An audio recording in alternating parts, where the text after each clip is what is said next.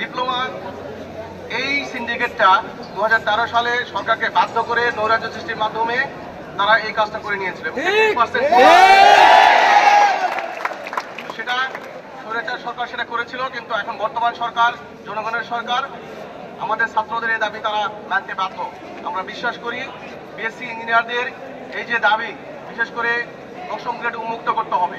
10ম grade উন্মুক্ত করার কারণটাই হচ্ছে এখানে এই কোটার মাধ্যমে এখানে একটা আমাদের প্রতি বৈষম্য সৃষ্টি করা হয়েছে। তারা নিম্ন গ্রেডে জয়েন করে সেখান থেকে তারা উচ্চ গ্রেড যেখানে তাদের যোগ্যতাই নাই সেখানে তারা প্রমোশন নিচ্ছে। সাধারণ জনগণের কাছে তারা বোঝাচ্ছে যে বিএসসি ইঞ্জিনিয়াররা নিচের দিকে যেতে চায়, আসলে বিষয়টা সেরকম না। 10ম গ্রেডে ঢুকে সেখান থেকে মেন সমস্যাটা যেটা, সেটা উচ্চতর গ্রেডে তারা প্রমোশন নিচ্ছে, নিয়ে বিএসসি ইঞ্জিনিয়ারদের এন্ট্রি পোস্ট, সেই এন্ট্রি পোস্টকে তারা ব্লক করে দিচ্ছে। তাদের যোগ্যতার সাথে সামঞ্জস্য না। সুতরাং এটা একটা ন্যায্য অধিকার, যেটা গভর্নমেন্টও বোঝে, কিন্তু তাদের যে এই যে একটা শক্তিশালী পেশি শক্তি, এই পেশি শক্তির কারণে এটা হয়তো গভর্নমেন্ট ইয়ে করছে না, কিন্তু আমরা এই পেশি শক্তিকে ভয় পাই না।